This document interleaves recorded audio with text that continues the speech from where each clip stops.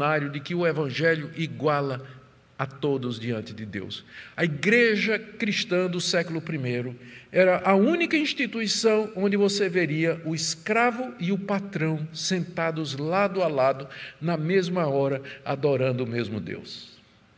Pessoas de o judeu e o não judeu, o bárbaro e o grego, o homem e a mulher, sentados lado a lado, no mesmo lugar, adorando o mesmo Deus, sem diferença nenhuma.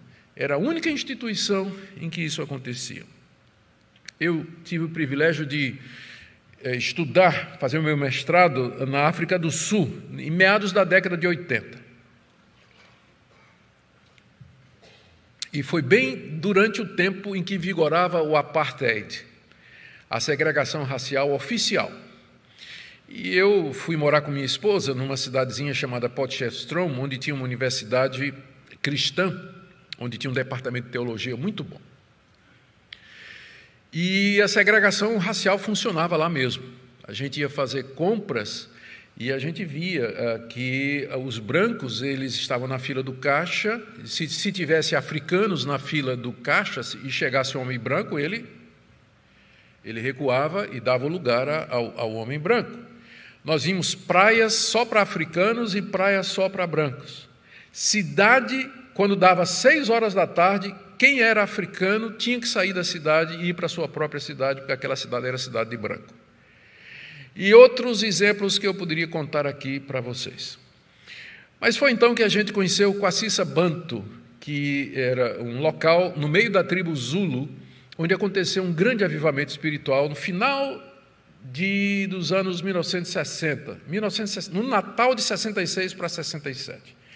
Tinha acontecido um grande avivamento espiritual que durou cerca de 2, 3 anos. Milhares de Zulus se converteram e a notícia do avivamento trouxe dezenas e dezenas de milhares de pessoas de todas as partes do mundo para ver o que tinha acontecido. Minha esposa e eu fomos lá, passamos 3 semanas lá, vendo aquela bênção que foi o avivamento entre os Zulus. Aliás, esse foi o primeiro livrinho que eu tive a oportunidade de lançar. Logo depois que cheguei do meu mestrado, peguei o testemunho do Erlo Stegen, que era o pastor, eu ia dizer pastor alemão, mas pode ser mal compreendido, o pastor originário da Alemanha, não é? Que foi o homem usado por Deus para aquele grande avivamento espiritual ali.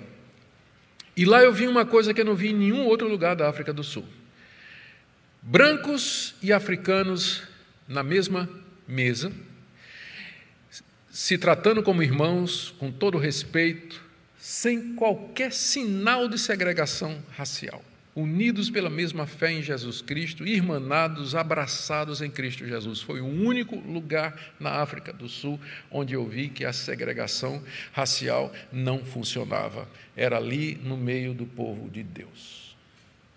A igreja é o único organismo no mundo onde essas diferenças deveriam ser postas de lado. E é o único organismo que tem a única instituição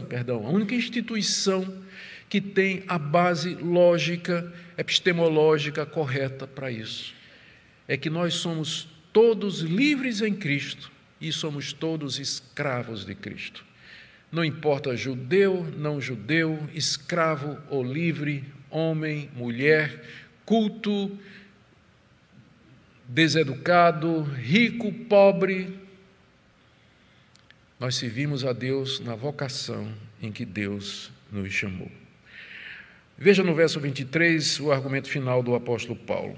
Ele diz assim: vocês foram comprados por preço. E nós sabemos que preço foi esse. Paulo nem menciona, né? Porque todo cristão sabe qual foi o preço pelo qual nós fomos comprados. A palavra comprado aqui no contexto significa resgatados da escravidão. Foi pago um preço. O escravo, para ser livre, tinha que pagar pela sua liberdade, ou então alguém chegava e comprava ele e o libertava. Deus nos comprou do mundo, nos comprou do pecado, da condenação e do mal. E o preço que Ele deu foi o sangue precioso do Seu Filho.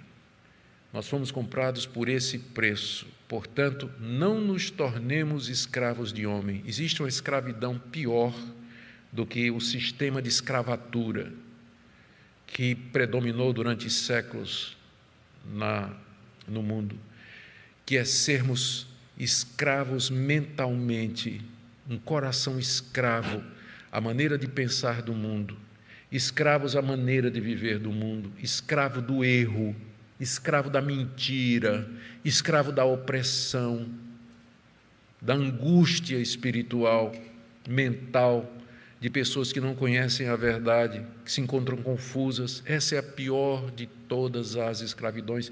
E pessoas manipulam a verdade para escravizar a mente e o coração das pessoas. É isso que o falso profeta faz.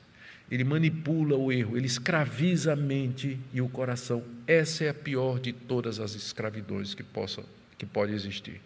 Vocês já foram comprados por preço, não se tornem escravos de homens.